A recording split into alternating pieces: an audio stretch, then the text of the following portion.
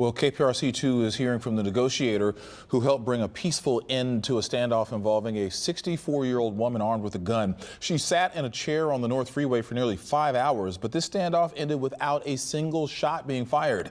A conversation with KPRC2's Ricky Munoz reveals the negotiator's patience, compassion, and calm under pressure.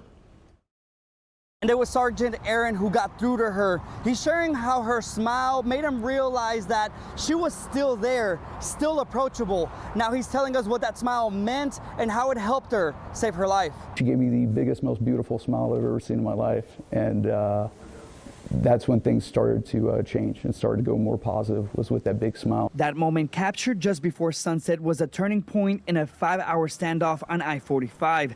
Deputies say the 64-year-old woman had crashed into a semi, then pulled out a gun and sat in a folding chair on the freeway near Cypresswood Drive. Traffic came to a halt in both directions as crisis teams moved in. What was your first impression when you saw her there sitting there? I saw someone that was scared. I saw someone that looked lost, but you know, as I found out through the conversation, it's a grandmother, it's a mother, it's a pet owner. She's a good person.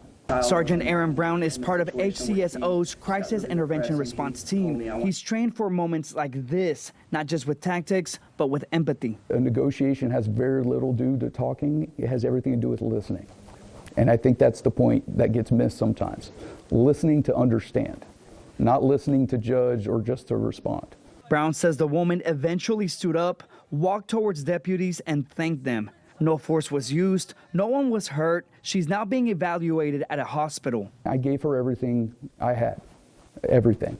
No matter the outcome, she got everything I had. For Brown, it wasn't just another call. It was personal. His reason for doing this job goes far beyond training. You know, I have family members that have mental health issues.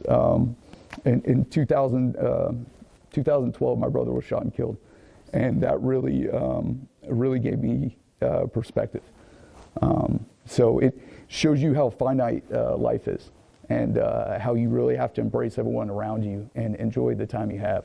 Brown says he carries that loss with him and hopes that this case reminds others to lead with compassion. In Houston, I'm Ricky Munoz, KPRC 2 News.